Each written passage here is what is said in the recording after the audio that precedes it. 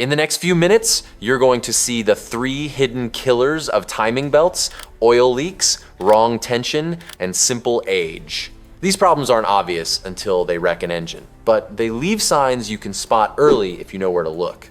One unnoticed failure here can lead to bent valves, shattered pistons, and an engine that's not worth saving. Stick with me to the end because I'll run through a shop-tested checklist you can use right in your garage. Catch the red flags today, and you avoid that sudden roadside failure. Let's start with the most common trap, the one that usually sneaks in as a slow drip. Oil leaks, the silent belt killer. Oil leaks are the silent killers of timing belts. At first glance, a small dribble may not look like a big deal, but inside your engine bay, that drip is more than a nuisance. The belt is built to live in a dry, sealed chamber. Once oil finds its way past that cover, it softens rubber teeth, weakens fibers, and turns a precision-driven part into a strip that's destined to fail. Here's the kicker.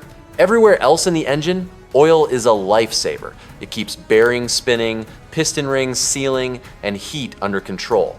But on a timing belt, oil works the opposite way. The belt isn't designed to be slippery. It's designed to grip.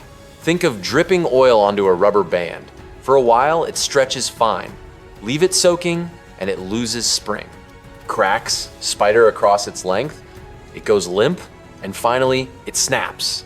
That same effect is what happens when oil creeps into your timing system. The result isn't just a loose band, it's a motor that jumps out of sync in a heartbeat. When I tear down covers at the shop, the warning signs are easy to spot. A faint film of mist across the plastic housing, dark streaks tracing the edge where the gasket should hold, grit pasted into sticky sludge around the crank pulley. Even if the belt looks clean from above, those marks show contamination has already started.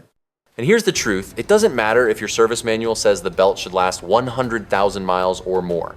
Once oil touches it, that lifespan can drastically shorten. A belt meant to last years in a clean environment may lose much of that time in a matter of months once exposed. The dangerous part is that the damage isn't obvious on the outside.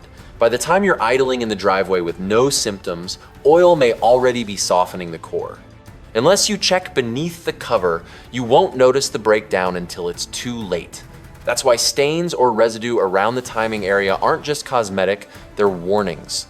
They're showing you that one of the most critical pieces of your engine's rhythm is already under attack. Many drivers ignore that until the belt breaks. At that point, bent valves or shattered pistons leave the whole motor done for. So what do you need to do? Watch the common leak points. Cam seals, crank seals, valve cover edges. Each oil change is your chance. Shine a light down those seams, run a finger near the gasket line, and sniff for that hot, burned oil smell on metal. If you spot wetness or haze, don't just wipe it down, replace the seal or gasket.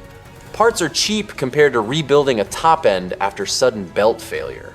One small repair now can save the cost of another used car later. Straight up, oil leaks are not minor stains. They're a direct threat to your timing belt's survival. Address them the moment you find them, and you buy the belt back its safe working life. Of course, even if your engine stays bone dry and the belt looks clean, there are still other enemies waiting. Tension, alignment, and age, the hidden enemies. Tension, alignment, and age, these are the hidden enemies that destroy timing belts even when everything looks clean and dry. They don't leave a puddle under your car and you won't spot them at a glance. But if they're left unchecked, they can wreck an engine just as easily as oil. A timing belt never runs alone. It's wrapped around pulleys, kept tight by a tensioner, and forced to track in perfect sync with the crank and cam. If any part of that system is off, the belt stops running straight. One worn pulley face or a tensioner that's just a little weak, and the belt can start walking sideways or riding the edge of the cover. The danger is real. When it skips a tooth, the cam and crank fall out of sync.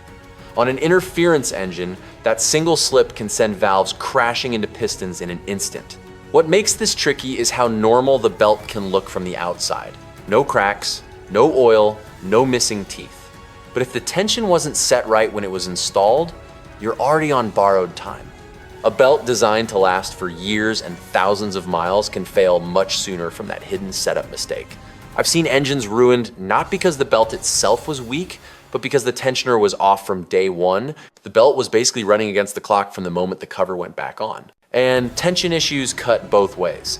Pull it too tight, and the fibers inside grind against each other until they overheat and weaken. That kind of strain can cause squealing or grinding noises as the belt drags across pulleys under extra load.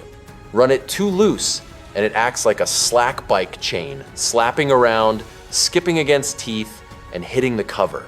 That looseness shows up as rattling, knocking, or clattering.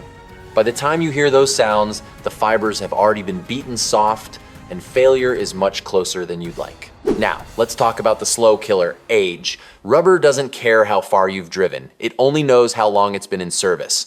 As years pass, the belt stiffens, loses elasticity, and weakens from the inside out. You may have a car with low mileage and a spotless service record, but if that belt has sat for 6 to 10 years, it's already brittle. Cracks form, layers separate, and the whole thing is ready to split under load. It's no different from a set of old tires that look fine until one hot day on the highway when a sidewall suddenly blows apart. That's why the real measure isn't just miles. It's miles and years, whichever hits first. Service manuals almost always list both. You won't see just keep driving as an option. And the belt isn't the only part that ages. Pulleys wear grooves, tensioners lose spring force, and those weak links transfer stress straight into the belt. Skip replacing them, and you force a new belt to ride on worn parts that set it up to fail sooner. That's why every proper timing belt job replaces the whole set, belt, tensioner, and pulleys together. So here's the bottom line.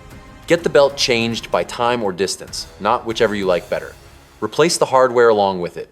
Set the tension and torque exactly to spec, not by guess. That process is what keeps your belt straight, tight, and in sync. And once you understand how leaks, tension, and age all work against your engine, the solution gets a lot simpler. A lot of people think timing belts fail only after piling on miles. Straight up, most don't.